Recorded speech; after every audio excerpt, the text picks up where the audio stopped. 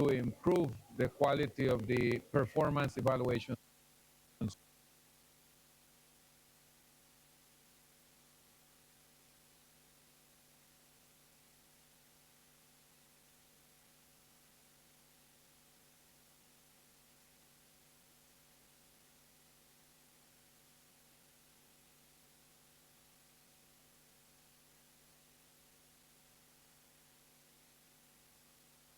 Speak.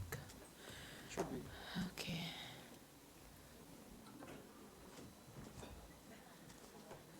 Okay, this would be like. Michelle, how does this work?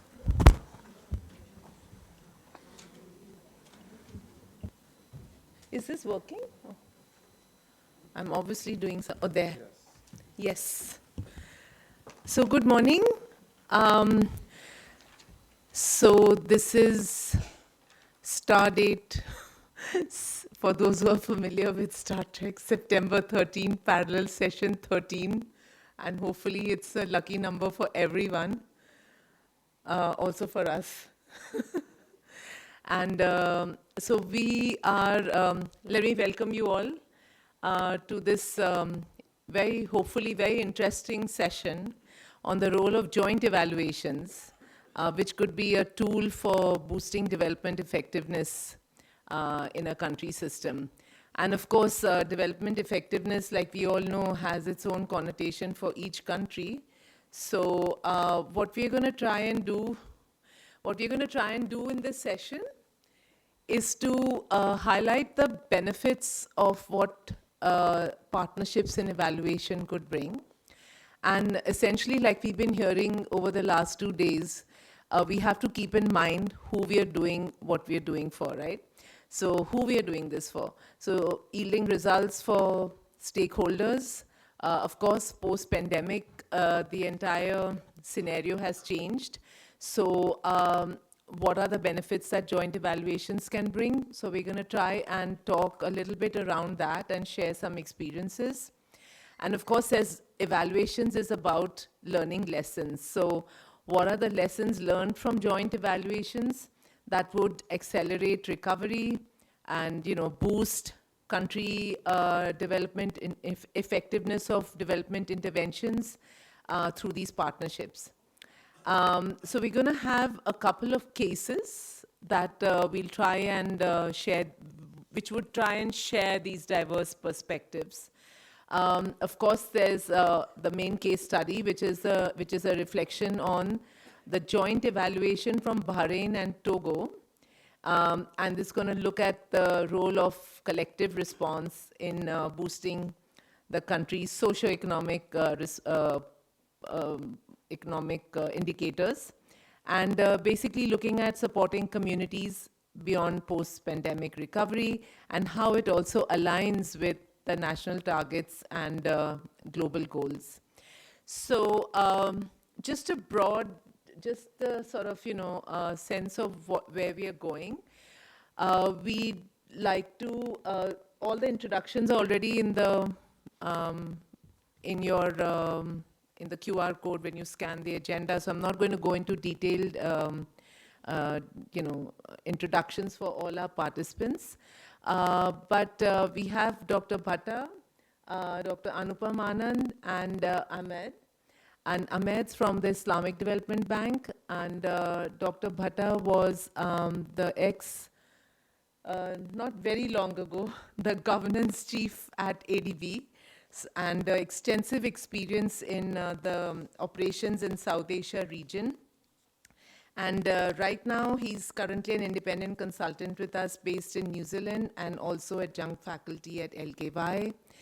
And so we are happy to have him here with a very diverse perspective from a case, he's going to share the government perspective of a multi-donor program, local government in Nepal.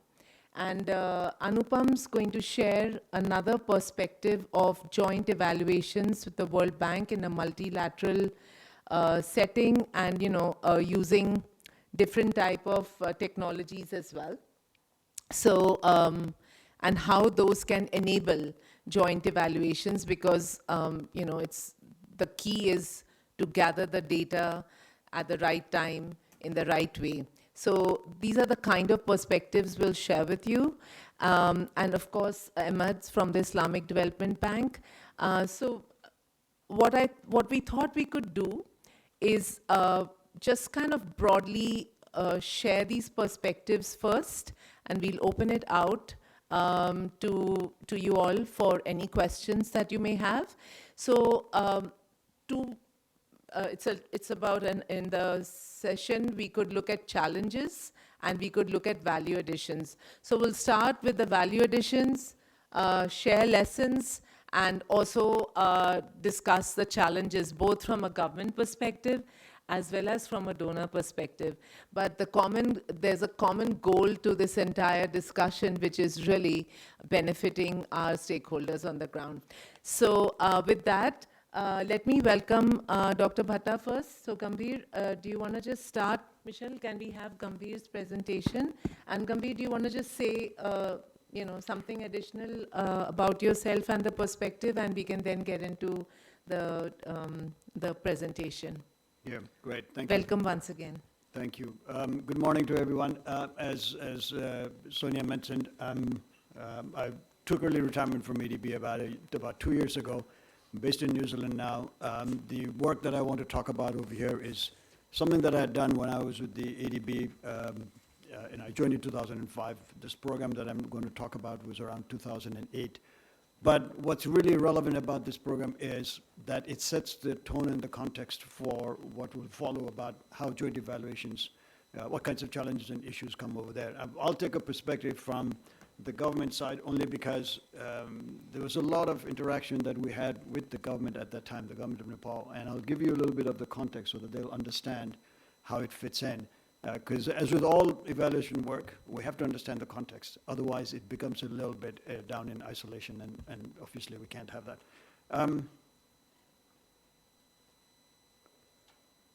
No? Oh, here we go.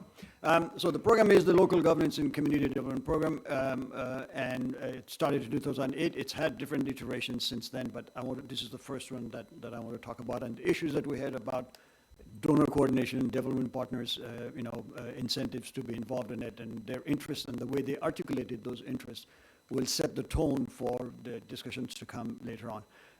Just a little bit of the context. Around 2008, there have been substantial political changes in Nepal. Centuries-old monarchy had been taken out, but a stable form of government and a stable system of government hadn't been put in place, and therefore there's a lot of political churn. And it was around this time that the government decided that they would like to have a program on local governance.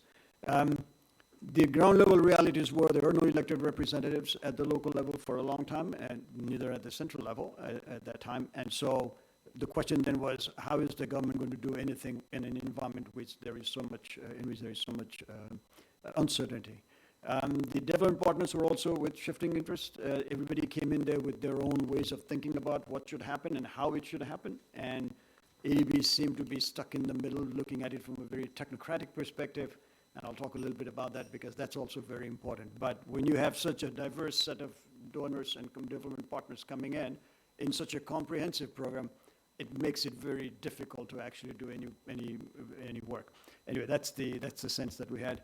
And so the last point there about the multitude of partners and the entities. This is something that is very important to keep in mind. And as we talk about this, I'm sure we will get the full picture. So this is basically a summary of the program. The geographic coverage, DDCs, at that time, it was the district development committees. There are about 75 of them around the country. The VDCs were the village development committees, and there were about 58 municipalities. So the program was going to be all over the country in a wide range of topics. So it was a flagship government program. Keep in mind, there was no stable government. So this is just something that the central government, that the executive was thinking about doing. Nationwide, comprehensive coverage, and as you'll see over here, any number of development partners wanting to be involved in this. Bilaterals, multilaterals, international financial institutions, anybody. I'm not even mentioning the NGOs and the civil society sectors and anybody that was involved in it. This was a mammoth program that was being done, and the amount of money there was about 300 and 83 and to whatever the total amount there is. But ADBs will come in with a large share of the funding, 25% of the total funding. 2/3 of the donors' funding was coming from ADB. I feel like I can talk about the project because I was a team leader for ADB at that time, and I have a very, and I worked very extensively with the government officials at that time. So I can give you a perspective of what the government was thinking so that it sets the tone for the other, examples to come. Right, so the government base. So these are the things that I thought we need to talk about. I'll set the tone. The first one on convincing the development partners of the ambition and the ownership of LGCDP. So the Ministry of Local Development, which was the central level entity at that time, they needed to really talk to the donors and say, we are serious about this work. We don't have a functioning political governance system yet, but we're serious about this. We need this. And so that the ambition part, most of the donors were like, nah, we don't think you'll be able to do this work at home. And the government was saying, or at least the bureaucrats in government, were saying, no, this is something we need, and this is something that we'll work on. And the ownership was important. So the development partners were asking the government, so whose project is this? Who is leading it? And there was a certain amount of discussion around that as well. Is it the Ministry of Finance because there's so much money going down to the local governments? Is it the Ministry of Local Development? Is there a committee? Is it somebody in the office of the OPM, Office of the Prime Minister and Council of Ministers? Donor coordination issues from the onset. So there were too many of them. 8 or 9 donors with different interests, with different amounts of money being brought in.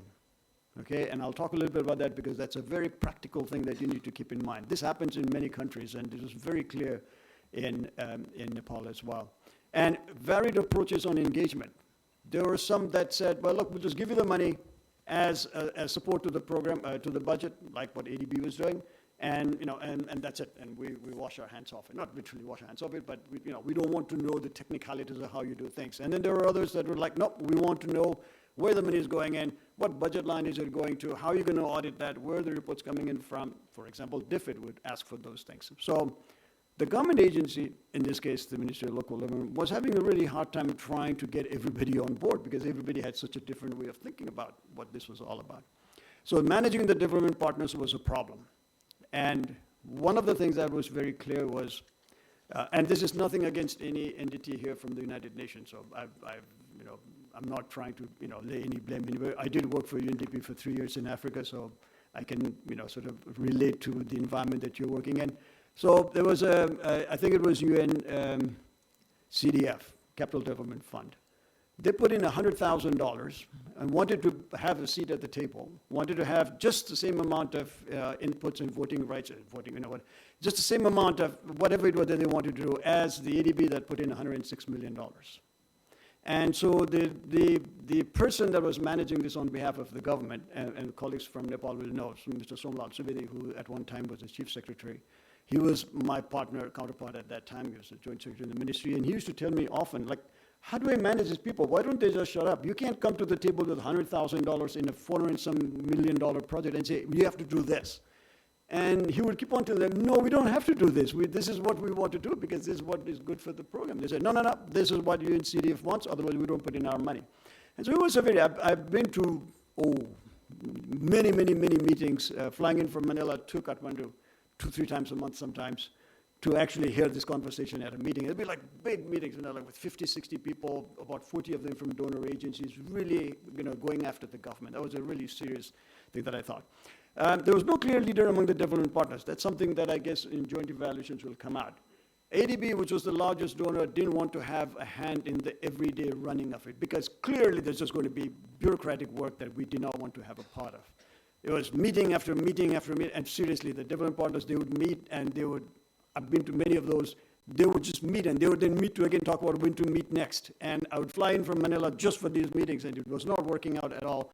And so at the end, somebody decided that we should just give it to CEDA, the Canadians at that time, and because they seemed to be the most neutral, most happy to bring everybody on board in CEDA. So we gave it to them. The idea was that they would rotate every 6 months, but for 3 years, 4 years, it was just CEDA that was doing it because no other development partner was keen on doing it. So they wanted to have a say, they wanted to have an input, but they didn't want to take the responsibility of actually leading that work, and that's what really constrained the government in doing this work. Differences in how different partners would raise the issues. as well as what issues to raise. And I'll tell you a story which is really relevant. There was a midterm evaluation of that, and I'd taken CEDA and the Norwegians and the Finnish and everybody to far west Nepal.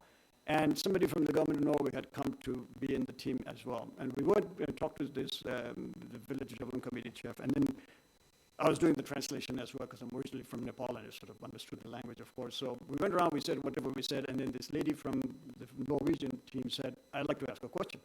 We said, all right, sure. So she asked a question, and the question was, what does the VDC have to say about LGBTQ rights in his village?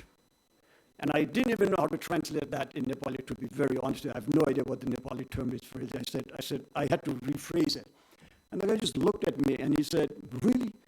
That's what you want me to talk about when I'm here talking about all the development issues that I have? Now, don't get me wrong. There are issues with the LGBT you need to talk about. That's not what I'm focusing on. The meeting itself was about something else. So every donor came in there with their own ways of thinking what issues to raise, how to raise them. The World Bank would come in and say, we want to talk about the political situation and what the Maoists are doing, because the Maoists are the rebel party that brought down the government. Ironically, they are now in government. The Prime Minister is a Maoist party leader. So the World Bank said, forget about all this other stuff. Don't talk about technical stuff. Talk to us about the political situation and how you're going to manage this.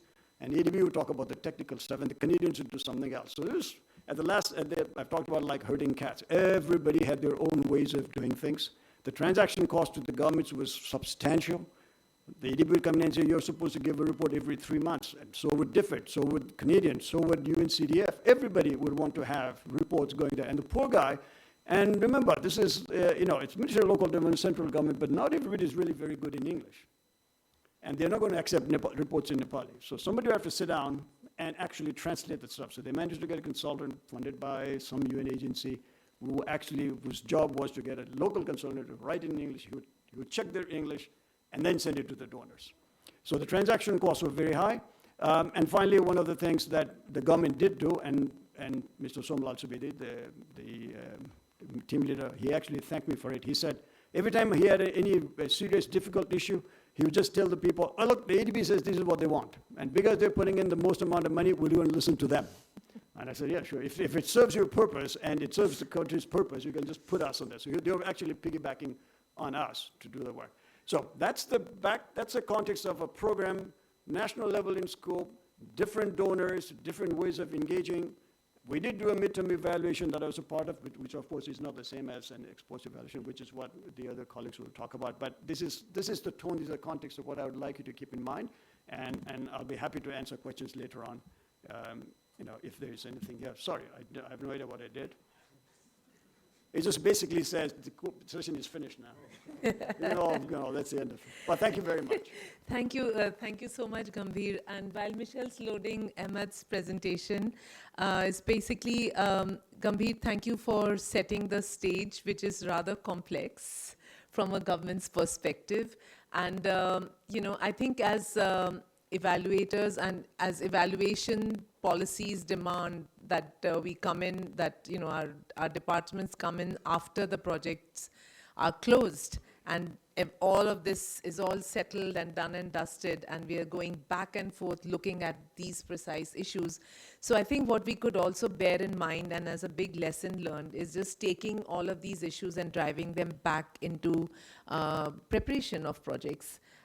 Also looking at comparative advantages of, clearly there are comparative advantages of, what different donors bring in.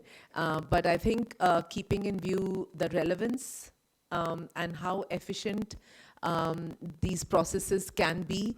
There are goals that each agency has to work towards, but I think the common goal is again towards the stakeholder. So taking these lessons back and driving them back into, improving the design during project preparation, I think is very important.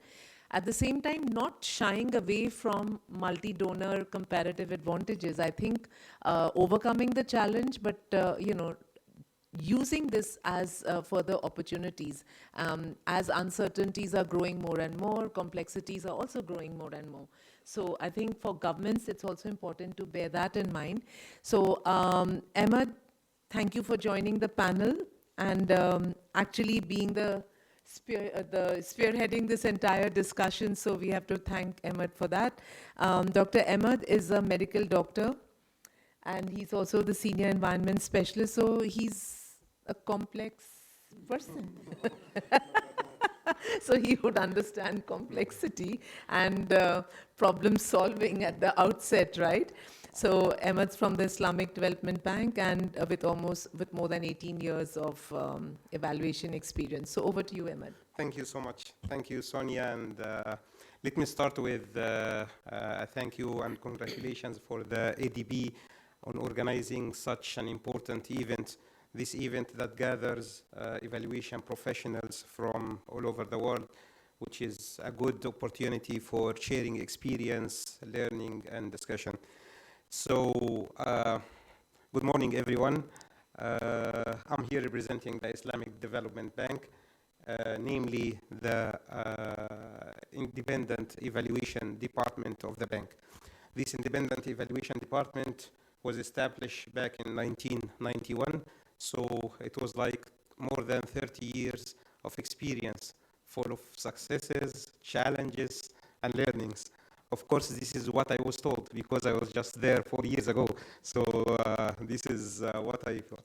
So what I just want to confirm is that we are trying our best to work on enhancement of the learning, accountability, and quality of our evaluation work. And one of the tools for that is through joint evaluation, because of what joint evaluation can bring to the table. We have different examples of joint evaluation that we conducted. So we conducted in partnership with different MDBs and also bilateral development banks. So we conducted joint evaluation with African Development Bank in Mauritania. That was back in 2014. And then we conducted joint evaluation also with Badia in Togo. We conducted joint evaluation last year in Bahrain with SFD, and we, as we are in a kind of Asian context, so we'll focus our discussion on the Asian experience, considering Bahrain as one of the Asian countries. So, but before going into the presentation, let me just reflect on some of the learning coming out of such joint evaluation to set up the scene. And before even reflecting on such learning, let's also focus on what's the definition of joint evaluation. So we can have the same understanding of what does it mean joint evaluation, because maybe it differs from one entity to another. So in our kind of MDB, Multilateral Development Bank books, joint evaluation between two or more MDBs mean that it's a process that we assess together collaboratively an intervention that both entities funded or contributing to its funding, because at the policy of each MDB we cannot assess another entity work. We are assessing our own work independently from the operations team. So joint evaluation is focusing on a joint intervention that was funded by different MDBs or different international financial institutes, and focusing on evaluating it collaboratively, jointly, to get the best out of it. So, as you can see, part of the benefits of this joint evaluation is enhancement of the learning itself, because we are bringing to the table different, diversified, talented evaluations from different institutes, and each one of them is coming with his own kind of perspective, with his own kind of experience and added value, which is adding a collective value for the evaluation itself. So this is one of the benefits. Another benefit is minimizing the transaction cost on the country itself. Imagine that you are a country, you have one intervention, and this intervention is being funded by different donors. So can you imagine how many monitoring visits you are expecting? Can you imagine how many evaluation visits that you are expecting? So though those kind of process are kind of learning and reflective and accountability tools for the country, but at the end of the day, it's still a logistical burden on the country. It's still taking some time of the focus on the implementation itself. So having a joint evaluation will make or will reduce this kind of transaction costs as well on the country level. It also shifts the focus from focusing on the attribution side, this is my intervention or this is your intervention, towards focusing on the contribution side and towards focusing on the change. What kind of collective change all of us try to bring to this country through these interventions, instead of thinking of what was my solely attribution towards this change, which is in itself a tool for boosting the development effectiveness at the country level itself. I think one of the interesting area also is the accountability as well, and benchmarking between the different entities. So if you are a young or a newly developed evaluation function, and you are joining one of the big evaluation functions with a big history, so you are learning out of the process. You are trying to understand and increase your capacities. And this is in itself is a good deed for evaluation profession itself, which is an important process of learning by doing, through shadowing and through working together jointly. So there are many other benefits, but should be challenges as well. And one of the key challenges for this process is harmonization. Harmonization between the different entities, harmonization between the tools that you are using. You know, one of the exercises that we did at the start of last year is to work on updating the approach paper. The approach paper at the MDBs is a kind of paper that you develop before you start the evaluation. So it's like a kind of, after that you are preparing the desk review, and out of this desk review you are coming out with an approach paper, which is called by some banks concept note of the evaluation itself, which includes different kind of components. Can you imagine that among the 11 or among more than 11 MDBs we screened, we found that we have like 5-6 different types of approach paper. The content is more or less the same, but there are some sections here which are not there. So can you imagine if you are 2 or 3 entities working together collaboratively on an evaluation, it will be a lot of work to be done in order to harmonize your template, your approach, your methodology, and even your reporting away even from the conflict of interest and disclosure policy. So this was one of the key challenges that we face in our joint evaluation. I was supposed to have our colleague from SFD, Saudi Fund for Development, to present this presentation on the specific experience of Bahrain, but as he was not here this morning, and as we conduct this work together collaboratively, so this is another benefits of joint evaluation. So, so I'll have to do this presentation on his behalf. So allow me for that. So this is a joint evaluation of electricity transmission development project in Bahrain. We'll not go in details through the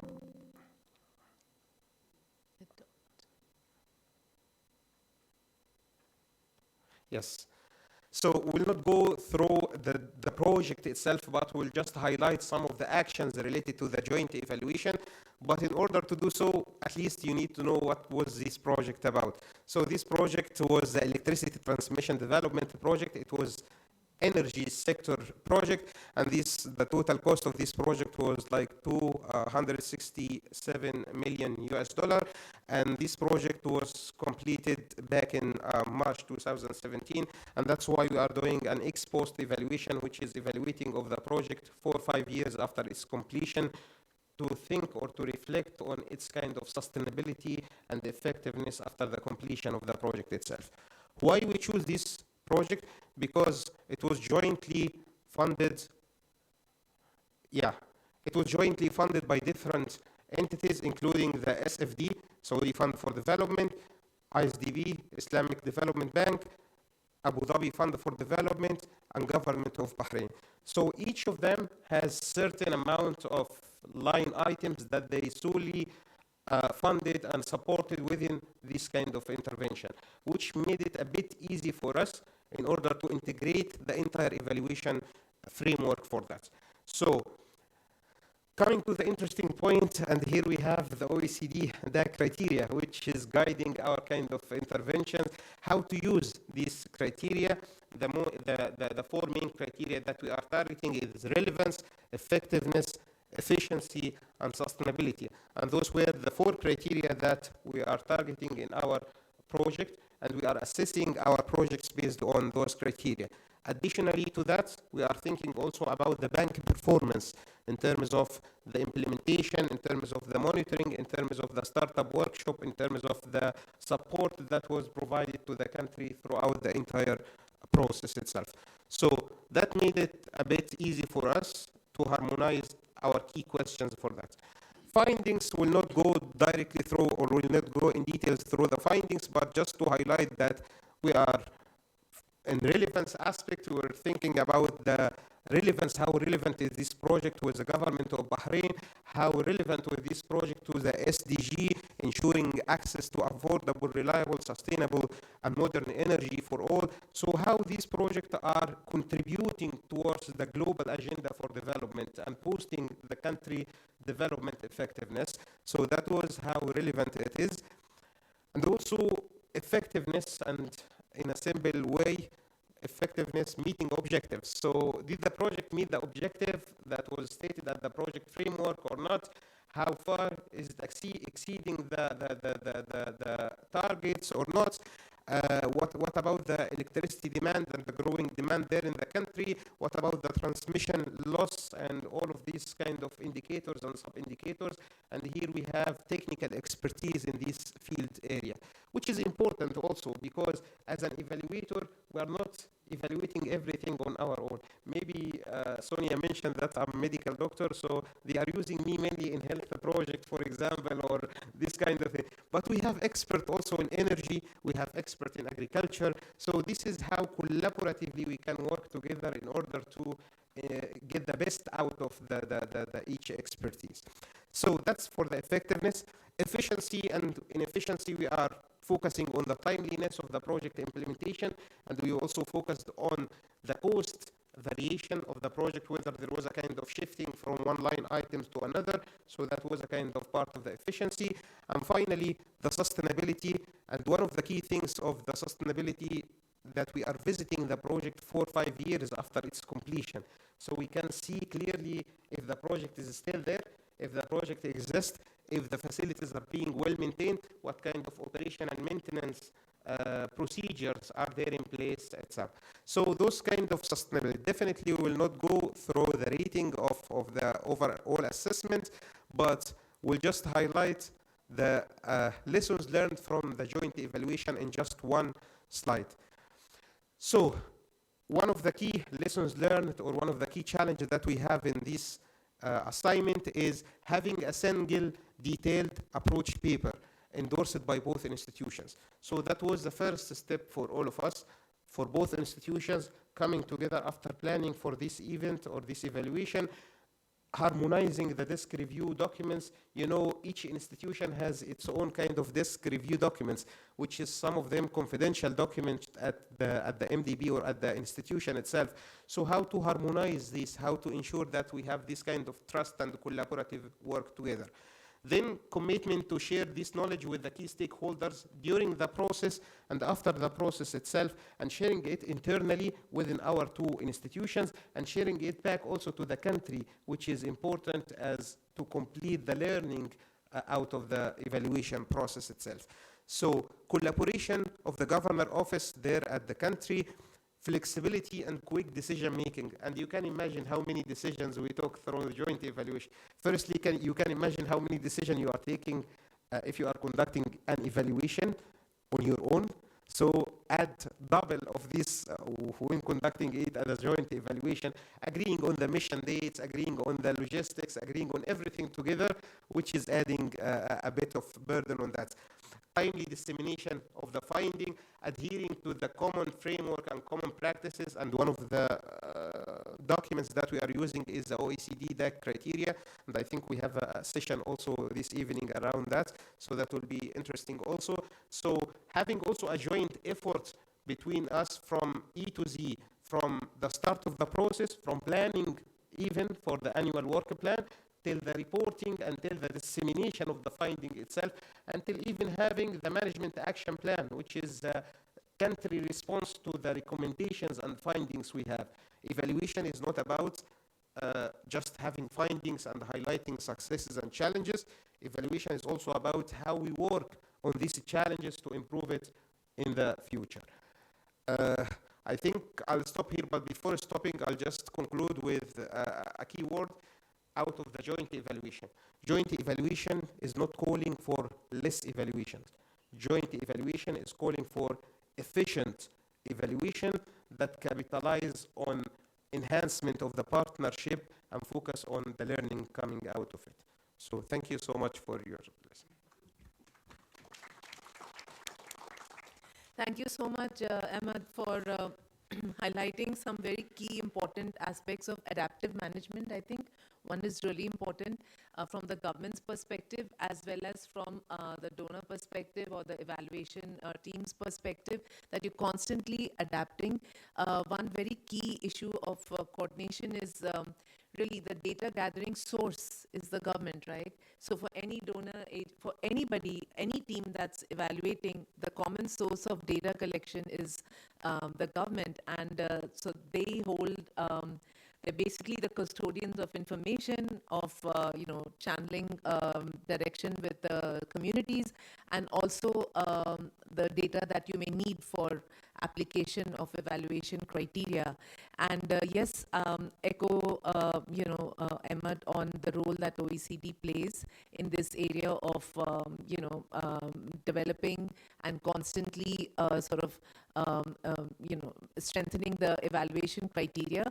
But I think the contextuality of issues is so high in the development context that the application of this evaluation criteria is a challenge. So I think the big lesson that you shared, very valuable, on converging on the evaluation approach paper and how these criteria would be applied on the ground. So thank you, Ahmad. And Anupam, welcome. You will make a presentation, right? Michelle, we have Dr. Anupam's presentation.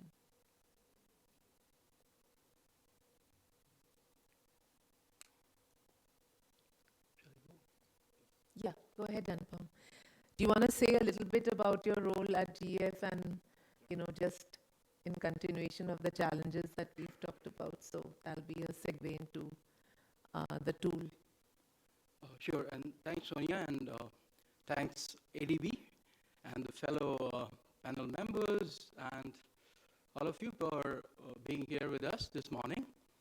And building upon my fellow panelists' insights, I would like to share the experience working on a joint evaluation together with the UNDP Independent Evaluation Office on assessing the impact of GEF-supported protected area and protected area systems.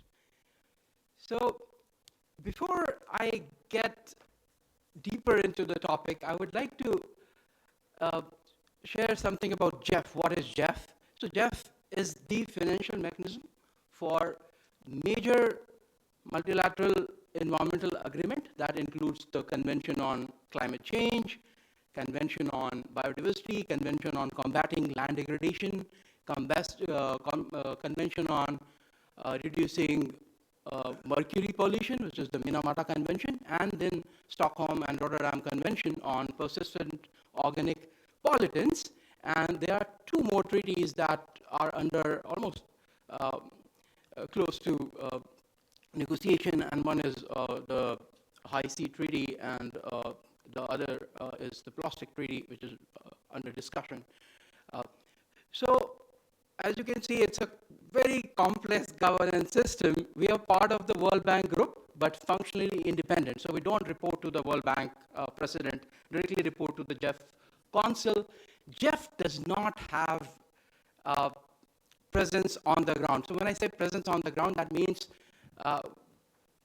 that GEF projects are implemented by 18 different partners together with the country government. So these 18 agencies, or implementing agencies as we call in GEF parlance, are mostly UN agencies and regional bank, including ADB, World Bank, of course, and then some international NGOs who have a long record of working in the area of environment, such as IUCN and WWF International and Conservation International. So you can already see it's a very complex governance system. And the reason we joined forces with the UNDP on assessing protected area system is because they have the largest portfolio of just supported protected area projects.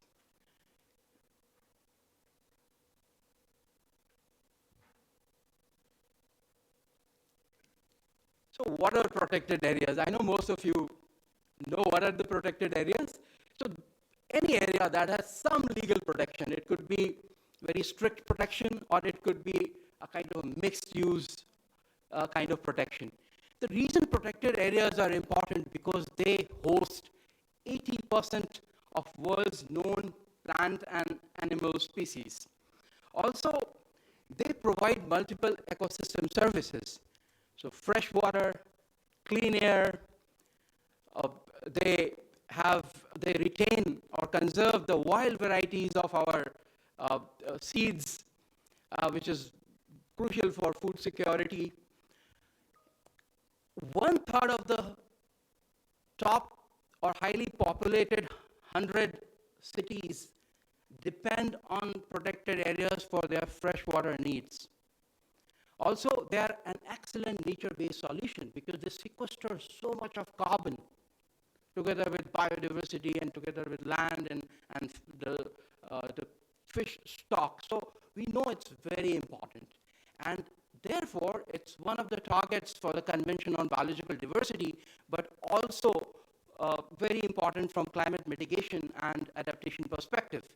So we already know now why we need to protect and conserve protected areas.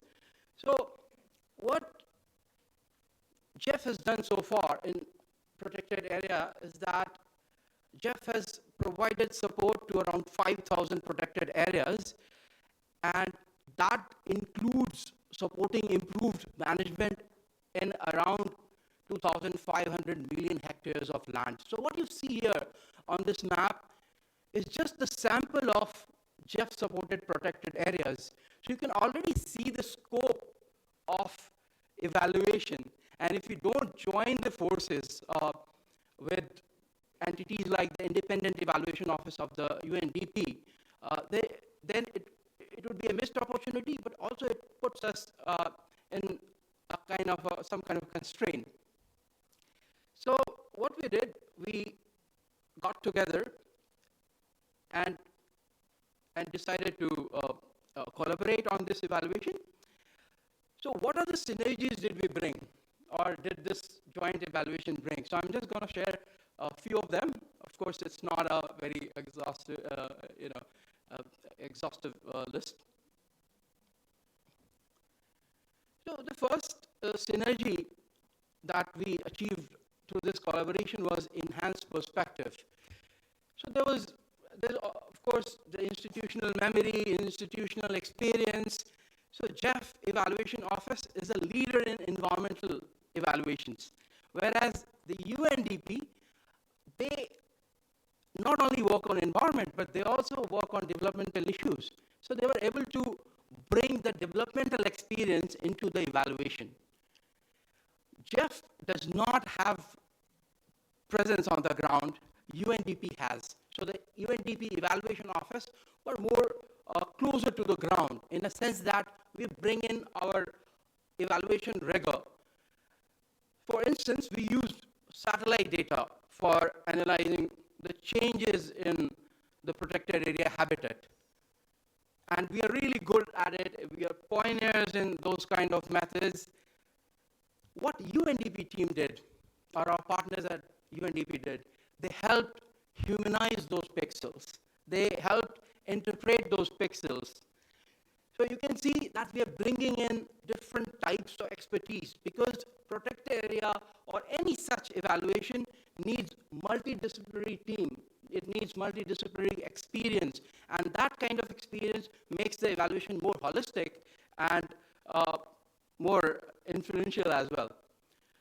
Also, as I mentioned, it also brought resource efficiency, and Ahmed already discussed about the lessening of transactional cost and kind of reducing the burden on countries. So once we covered 147 countries in this evaluation, and imagine both the independent evaluation offices going separately to all these entities and our government partners and kind of fatiguing them with our evaluations. So this helped reduce evaluation fatigue. So, and also saved us precious resources because we could pool in our financial resource together with the human resources, together with the technical expertise. So, in a nutshell, it helped lessen the burden on the stakeholders. The other synergy it brought was, I would say, enhanced or more improved credibility. So when you have these kind of joint evaluation, they have their peer review process. We have our own peer review process. So we have the evaluation being vetted at multiple levels by multiple experts. So that adds to the credibility of the work.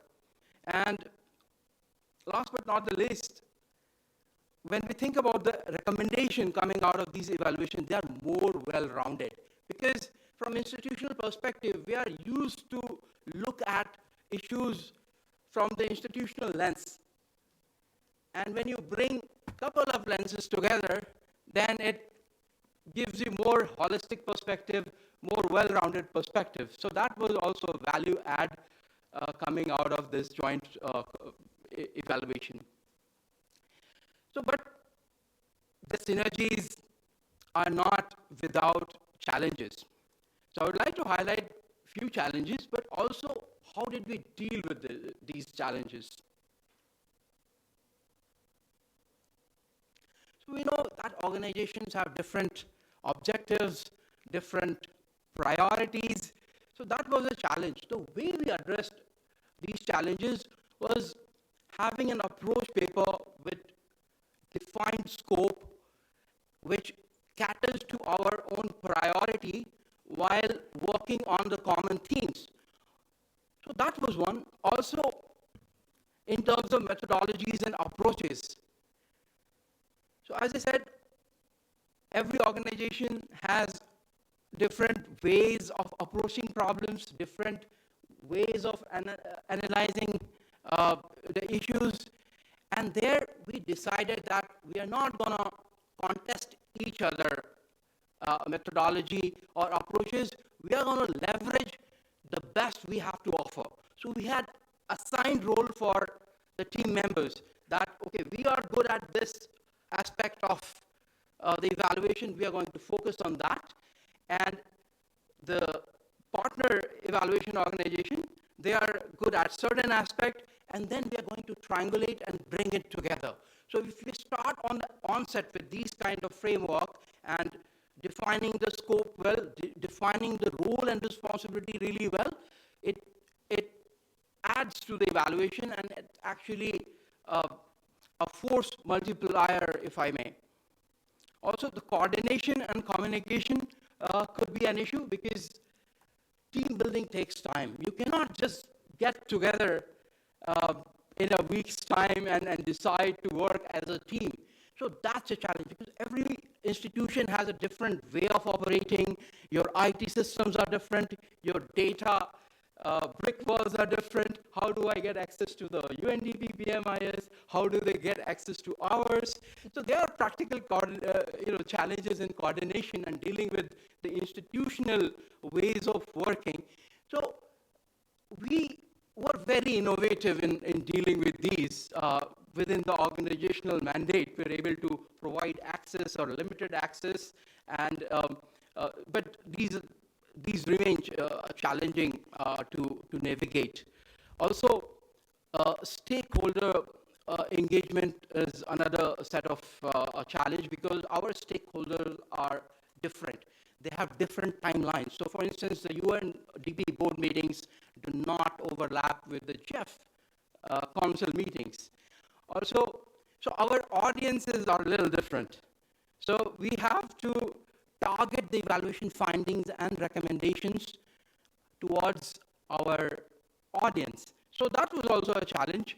And the way we navigated is by defining these early on in the approach paper, that what would be our priority, what key questions are common and what key questions are not common. And of course, when you have the findings, the recommendations will kind of cascade from those findings. So if you have already given it a thought before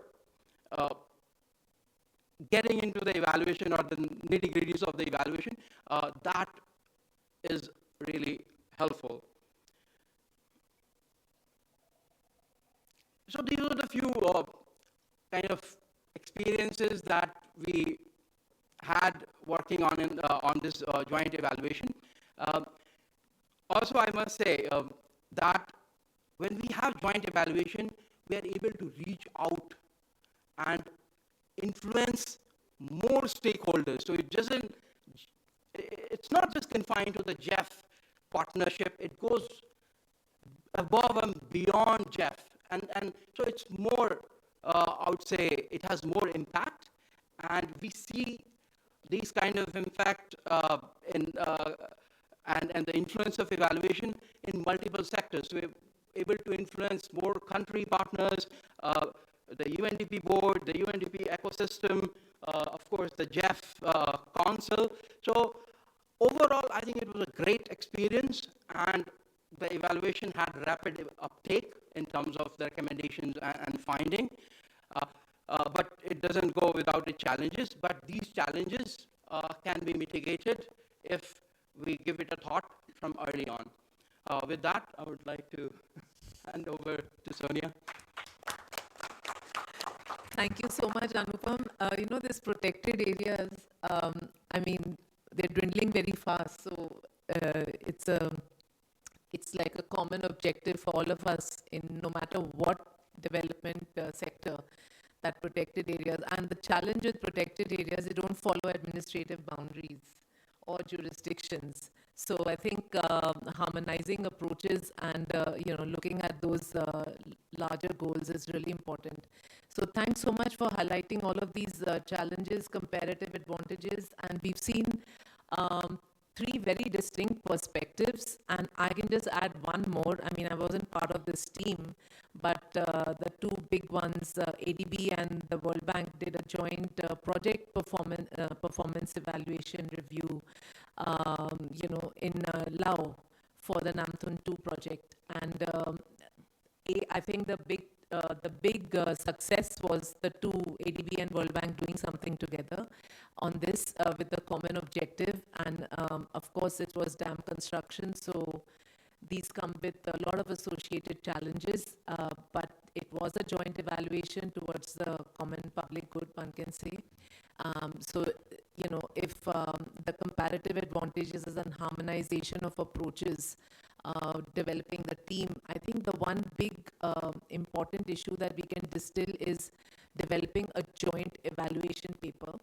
Take time, invest in developing this evaluation paper, and look at the various organizational mandates and also the stakeholder mandates, and sort of iron these out right up front at the beginning.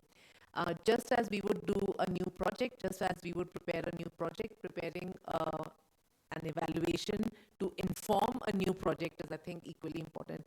So we'll open it out for questions, comments, more observations, sharing of experiences. So it's free question hour. Happy to, yes, please. If you want to just introduce yourself briefly, and it's coming. Thanks, Michelle. Kia ora and good morning. My name is Leah Raymond. I'm here from the Cook Islands government. My team actually looks after the rollout of our activity management system, which refers to a system that's been put in place to assist the Cook Islands to improve the implementation and project planning of our nationally funded project as well as donor-funded projects. That system also helps with investment decisions of the Cook Islands government. And part of that system, we also have an M&E framework that we apply to all of our projects. So my question is, in terms of national systems, how do they play a part in harmonization? Have you come across ways national systems have been honoured by a multitude of big donors? And if so, what were your strategies? So it's open to the panel, or do you have a specific? It's open to the panel. So I think we had three perspectives. If either of you want to take a crack at Ahmed, do you want to take a beginning at that? And even from the audience, Kambir mentioned that we have our counterpart agencies here. If you would like to engage in that conversation on the perspectives of national institutions' goals, because I think that's really, really important. At the end of the day, the objective of an evaluation is to better inform a new project or program, which would feed into which would align better with the national strategy. So over to you, Ahmed, and then others can add. I think what I can reflect on what you said on the national system, the ownership of the national system should be the country itself. So that's one of the key things. The contributor towards that national system can be different stakeholders, including MDPs, including donors, including different entities. I think one of the key projects that Global Evaluation Initiative is working on is developing an enhancement of the national system, national evaluation system, and national monitoring and evaluation system at the country level. This is a kind of complex process which includes multi-sectorial assessment at the start, which includes setting of clear country objectives and indicators, setting a kind of milestones for monitoring and evaluating these. So it's a very kind of complex process, but at the end of the day, it is very useful and important for each country to have this, because it feeds at the end of the day into the national budget and planning, and also important for the reporting when it comes to the SDGs and when it comes to the developmental indicators. I think we can share some resources on that as well, so that would be good. Thank you. Great. Okay. And I can just add to that when the initial engagement of any donor with a government is through its own national system. So that's where any project or program or even technical assistance would begin. Otherwise, it's counterproductive and it's not going to feed. It's just that's the beginning, and I think investing in that planning process is really important. So if the beginning is not right, then the goals are not, the outcomes will not be achieved. But targeted capacity strengthening in those agencies on monitoring and evaluation, yeah, I mean, usually it's not so much prioritized by governments as well as donors, but I think that's now gaining more ground. Yeah. Do you want to add anything, Anupam, Kambir, to this? So I think it's a great question. So from protected area perspective, I can say it's a little less complex. Although protected area might sound very complex because of the benefits they offer and the different kind of actors that are involved.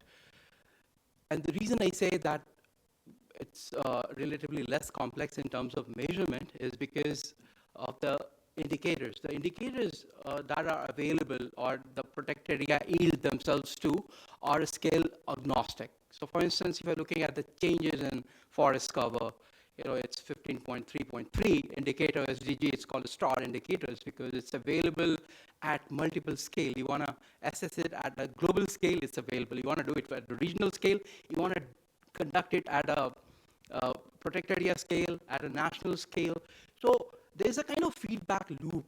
And when you use these kind of indicators, which talks to the national system, as well as the global environmental governance organizations who are responsible for these kind of tracking the goals towards the global targets, it's much easier. And also in terms of ownership, it's excellent because the countries can conduct their own analysis and they will reach to a similar numbers. And it also yields to objectivity and transparency. Anyone can replicate and repeat these kind of analysis and feed that into their national reporting. So what I'm trying to say from a broader application perspective, that we have to look for these kind of opportunities where there's a harmonization in the definitions, in the indicators, in the way we are tracking the targets. So protected areas would be a good start to look into other areas where these kind of, I would say, approaches could be applied. Thank you. Briefly add to that. Yeah, go ahead. Really quickly, the answer to that question, at least with respect to the project in Nepal. As with procurement processes, there's a certain understanding that all donors, development partners will accept the system that's in place. And in Nepal, at that time, the MNE system that they had was not necessarily something that the donors had accepted. Colleagues from Nepal might have a different perspective on that. So in the end, what happened was, which MNE system do you then follow? Now, you would think that they would be more or less the same, among the 8 or 9 donors, but that's not necessarily the case. So there were some issues of that, but you're right. By and large, the assumption is that the procurement system, the MNE system, the other systems in place in the country is what the donors accept. But in Nepal, that was not the case. Yeah, I can also add to the statistical strengthening systems that the statistics, where the statistics are gathered, that's another area where, we found in our experience that a lot of work needs to be done in terms of synergies. And again, from an evaluation the sources of data are so important. So what we could do, this is a really good, thank you for the questions, it's really good jumpstart to, closing the feedback loops actually on all of these learnings that we've had. We could take 2 or 3 questions together and, we could then answer them like Thank you. Sagarika, Thank yes, you, please. the panel, for excellent presentations. I thought that I would prefer to share some country experience in respect of how to handle this harmonization issue. Very recently, in this September, we launched our implementation framework of the National Evaluation Policy of Sri Lanka. Sorry, I am from Sri Lanka, representing the monitoring department. So, in respect of this harmonization issue, actually we foresee in this issue because we are working with a range of development partners, so we have to adhere to their systems as well as a country, and there is no barrier for us to go along with the international standards, especially with this OECD criteria, OECD DAC criteria.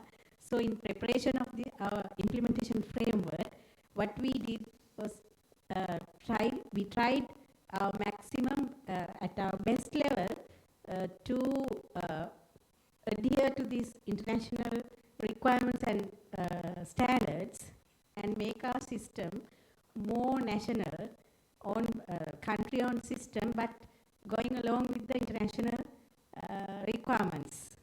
So the donor community was in the group of discussions at the consultation process. They were very happy about our approach.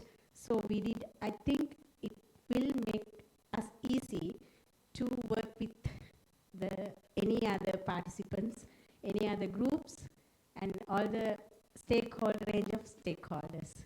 Thank you. Thanks, Agrika. Actually, that's also what we've been discussing between us, is also an opportunity for strengthening capacity at that level. So, it's learning by doing in a way. So, other comments, observations, questions? Yes.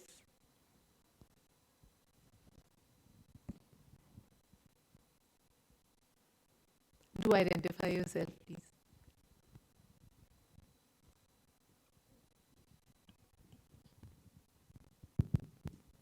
Hi, good morning. Avinash here from DMU Niti Aayog. So interesting discussion. So I would like to actually some uncomfortable facts about the joint evaluation. So how do we manage some conflict of perception? Maybe the recommendations are well-rounded, but how much well-rounded, Anupam? So, because sometimes you might not agree on some of the points. And another one, like to begin with, that actually to some extent resolves the conflicts or the difference in opinion is the approach paper. So how much the time, effort that goes into the approach paper, that actually lays down the entire process Yeah. or keeps the ball rolling. So how much of effort and how much of time, and also about the different the roles of the partners, how are they identified, and some like, can you throw some light on the funding part also, and the challenges of managing with the government? I think I asked too many questions. Sorry. We can take a couple more actually. There are subsets to Avinash's questions, so thank you for raising all of those points. And yes,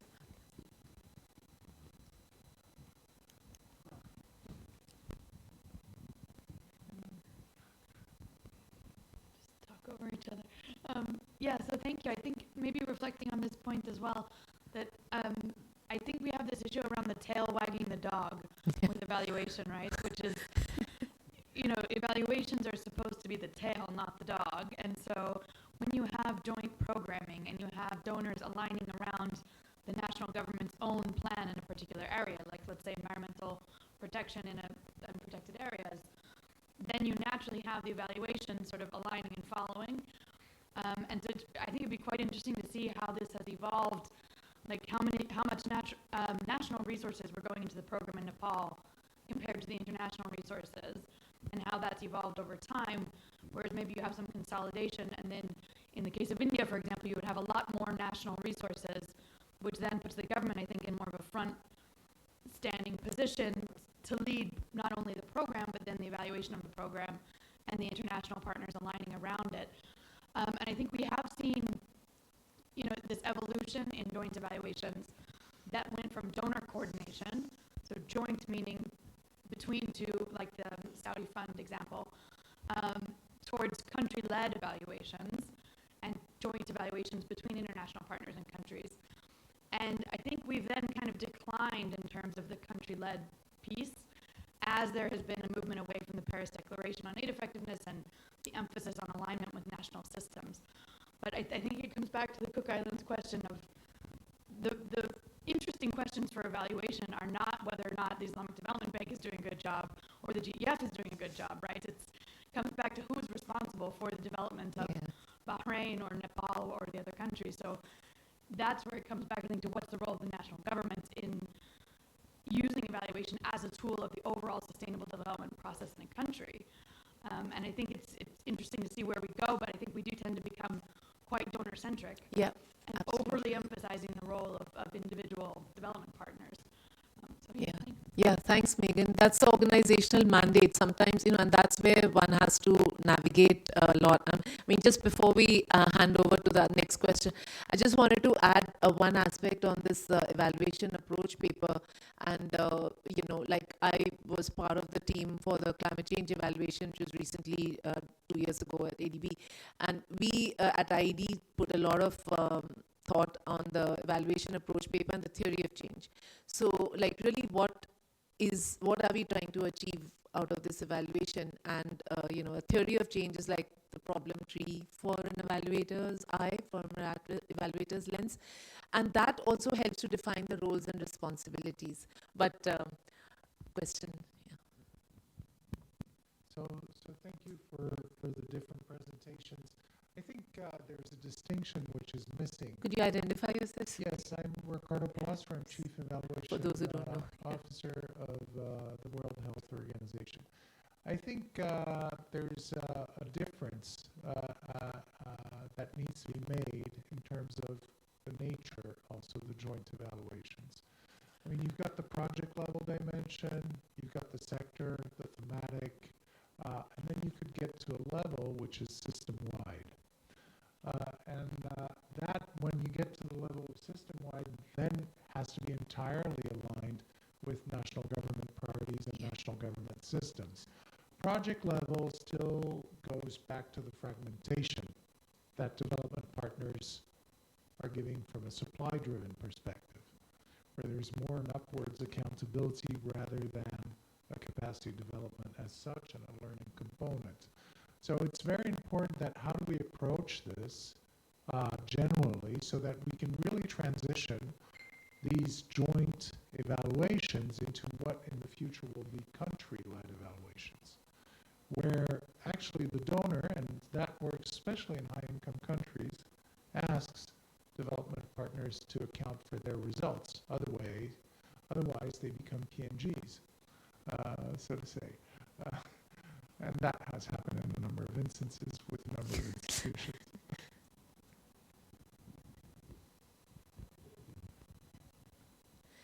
Should we take a few responses, some experience sharing from our side? Yeah, go ahead, Anupam.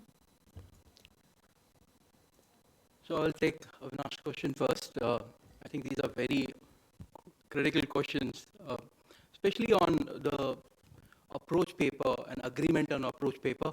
I think comparatively it's a long drawn process when you're working in a collaboration and when you have two independent evaluation offices coming together.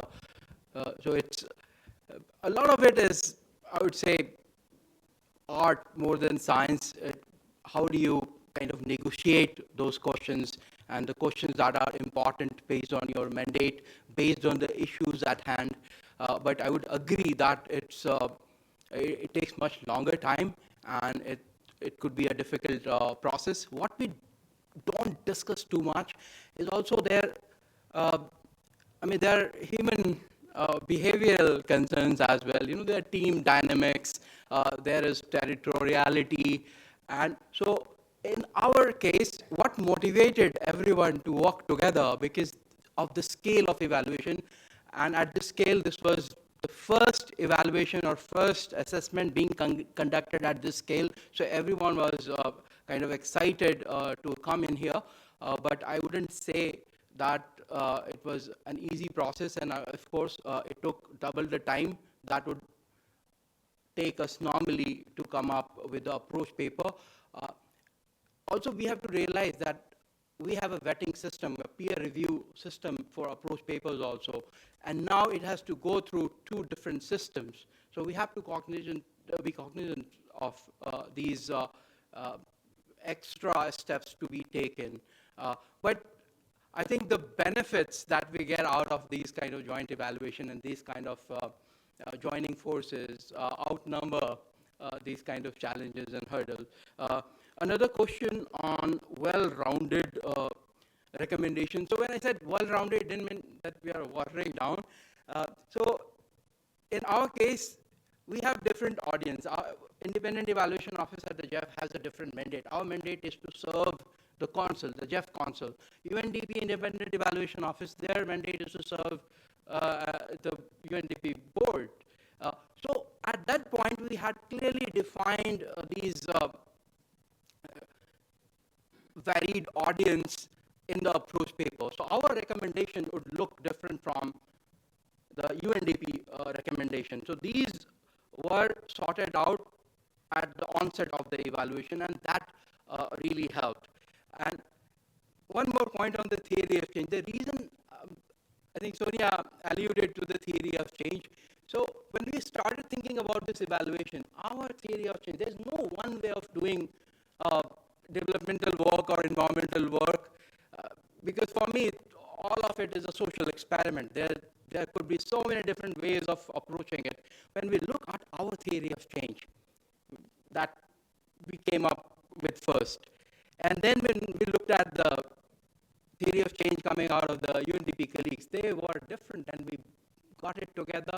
Now, in our theory of change, environment was at the center of everything. We deal with humans because they are detrimental and they are drivers of environmental degradation, right? So, but in developmental world, it's a different approach. Humans are at the center, and we need to protect the environment because they provide us, clean air, water, and protection from disease and all that. So, different ways of looking at things. But when we combine the both together, it's a more powerful narrative, and it caters to the systems approach of thinking and systems approach of looking at evaluations in general. So I'll just stop here and maybe I can come back on other questions after my colleagues have a chance to address them. Gambhir, do you want to add anything on your experience? with the Just one national- thing which yeah. has really struck me is a function of, there's an approach paper and then there's an approach paper. You could define the best approach paper ever. It's how you implement that. And on that one, I think my own experience is, 15 years at ADB and before that in the government in New Zealand. It all depends upon the country leadership. If there's somebody in the country, in that office, it just takes one person, to be honest, who says, no, this is not how it's going to be. It's going to happen this way. And the person then leads that exercise, and the person has credibility, then he or she is able to actually direct how this is done in the interest of the country. And I've seen this happen in entities like India and elsewhere, in Bhutan as well. It's a small country, but there's a lot really credible, very dedicated, very qualified and credible people in Bhutan who are able to say to the donors, we'd like you to do it this way. So, yeah, you could have an approach paper, you could define everything very properly, but it just needs if it's supposed to be really, truly country-led and all of that, they do need a team, they need country ownership. As long as we can ensure that, I think we'll be able to get the objectives that we're looking for. Yeah, but I just want to add that, we do have our mandates, right? So, yes, I think country-led evaluation would be an aspiration, especially on like these kind of issues like climate change or water, integrated water management and things like that. But in terms of like projects or even others, our mandate is basically to assess, like say for example, ADB's mandate, IED's mandate is to assess ADB's operations in a particular country. But I think the value addition that the theory of change brings is to bring various stakeholders together to even look at how these projects or programs performed in those particular states or at the national level, depending on what the program is. But navigating the organizational mandate is a very big challenge I think I speak for all independent evaluation offices. And like Anupam mentioned, now we do, even for our own process, we have to go through what we call inter-dep comments. So it goes through the entire ADB management system, and everyone looks at the approach paper.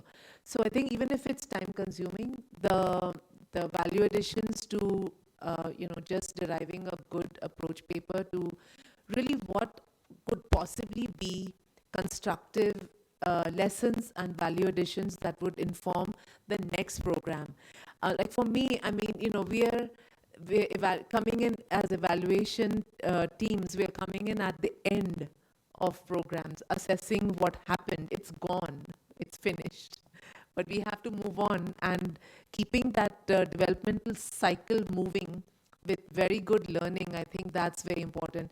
So even at the theory of change stage, if conflicting or adverse issues could be identified, one could scope the evaluation in a different way.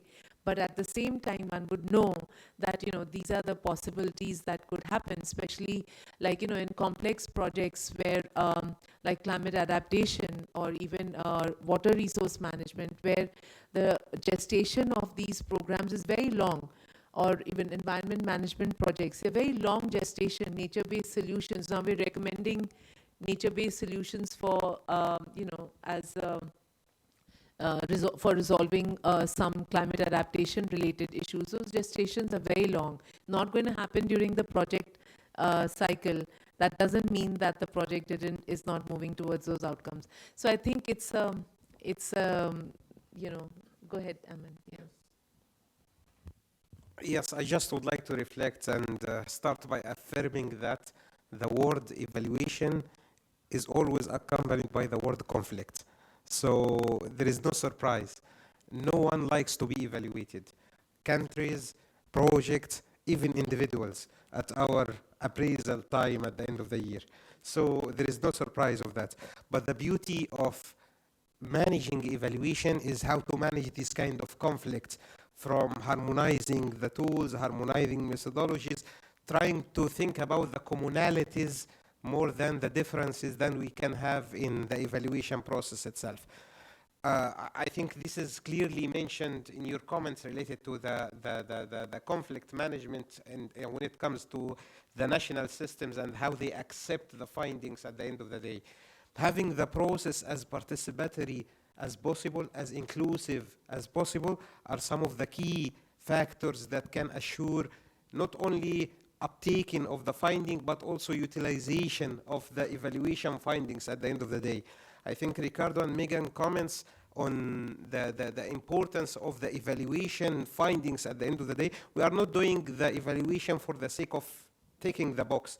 We are using the beauty of evaluation is to uptake the findings of the evaluation and have it into actions afterwards in order to inform the future planning and amendments of the interventions that we are doing. If this does not happen, there is no point of the evaluation itself. If we are just using the evaluation as a kind of document or reports that we add to our records, so this is a lost opportunity or missed opportunity that we shouldn't keep doing. It needs a kind of passion, it needs a kind of follow-up, and it needs also kind of strategies in order to uptake or to make this evaluation utilization, focus the evaluation and get it out of the shelf. These are kind of some reflections on the evaluation process. Thank you. Great, thanks, Ahmed. We maybe have two more questions. Go ahead. Hi, good morning. Interesting session. This is Masa Igarashi, WHO Director of Evaluation. And we are engaging in a lot of evaluations, especially in health sector. WHO is often one party to different initiatives at a global scale or at a national scale. But one of the things is that you referred in many of your statements the challenges of coordinating the approaches, for example, who has a say in the management group, to what extent, who has a decision power, making power, different approaches, templates, visions, perspectives. But all this, I think, come from the perspective that you're, sorry, I'm not going to pick on you, Anupam, but you said UNDP serving UNDP executive board, and then Jeff's governing council or whatever it's called. But I think the evaluators should serve the people who you are supposed to serve, right? And you're talking on behalf of the people who are supposed to be helped to the board. And then a lot of all these differences could be resolved because you are not just putting an institutional interest in front of the mission of the organization, and then we can always rehash this concept and come back. Yes. Thank you. Thank you for reiterating that. I think we have a comment question there. Michelle? Okay. Christoph David Weinmann from Protein Consulting. I have one unease, right, with the discussions on joint evaluations, because I feel we always assume that the national government will come along, right?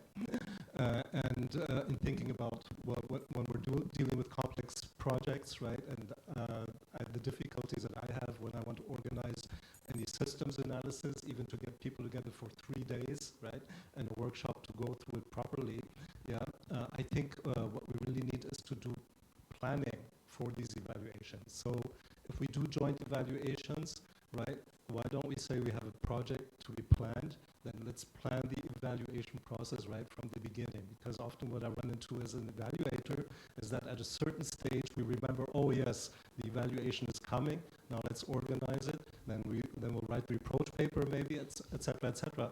We can do that from the start, right? If we know this is going to be complex, right? And then we can also think about how we involve the national government, because if we are able to coordinate between the different institutions that we have who are donors, there's no reason why we couldn't coordinate that directly with the national government as well, right? And then we would have everyone at the table right from the start, right? I think that's maybe one way of doing it, by planning in advance, right? And then we can actually get everyone to the table, because doing it on the run, and I see it's being done on the run many times in practice, I think we will always get stuck in these cycles. Well, we have our donor language, so quickly we can do it together. The government, we know, is a little apart from that. It's more difficult to involve, but if we plan it from the beginning, I think we do have a chance, right?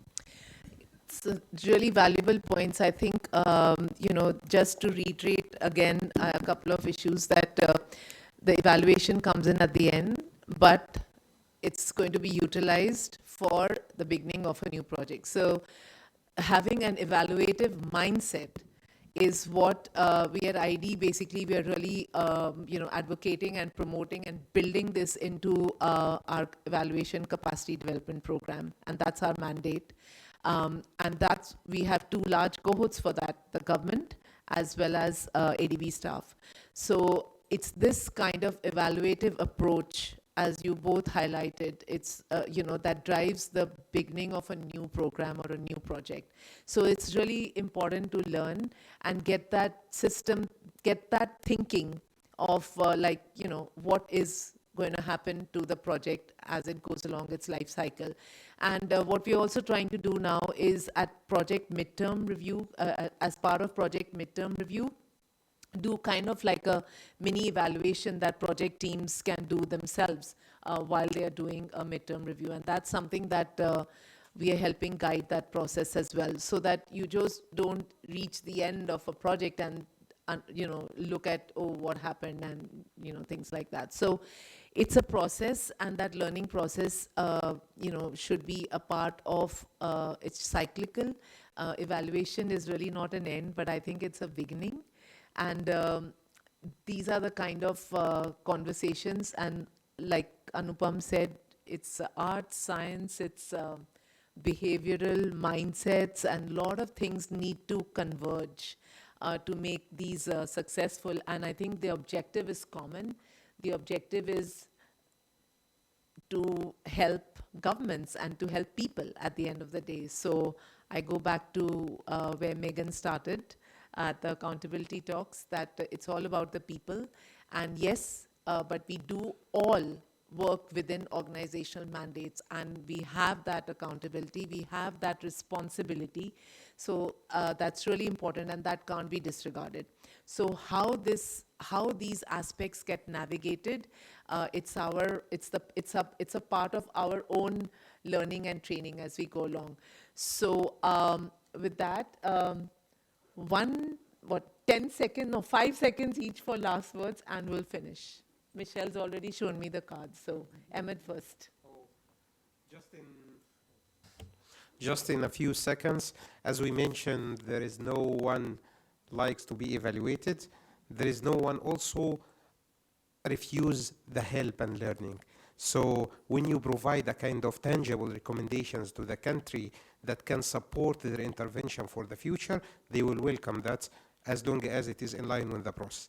The last thing is evaluation is about voice of the beneficiaries as well, voice of the different stakeholders. So the beauty of the evaluator or the skillful evaluator is the one who can reflect the facts in a way supported with evidence from the different stakeholders, and beneficiaries are on the top of the list because this document is mainly for them and talking about them. Thank you. Thanks, Eman. Anupam. So like no method or approach is a silver bullet. So I would say joint evaluation is also not a silver bullet. It could be very useful when we can build on the synergy and we are able to negotiate the challenges that comes with it. And I couldn't agree more with you on that we are doing all this for the people and the planet. So we shouldn't lose that focus. It's just that in a top-down kind of governance system, we have to cater the messaging to a particular audience in a good faith without losing focus on the main issue, so that it cascades into the decision making, it cascades on the ground. So with that, I would like to thank you all. Thank you, Anupam. Gambhir. Thank you. Just one thought from my side. I think all development partners and donors should be more cognizant of and more supportive of country systems and so on rather than their own, because that's what's actually getting this joint evaluation of the things a little bit, Thank you, Gambhir. Now that you're on the other side, it's so easy. It's so easy for him, It's amazing. Yeah, I can't wait That's to a get on beauty the of being other side. retired. That's a beauty of being retired, you see. So on that, On that very happy Yeah, note, and thank you, Sonia, for this moderation of this session. And the panelists. Thank you. thank you so much thanks a lot. Thank you for being a great audience and for sharing all these experiences. It's wonderful. Thanks a lot.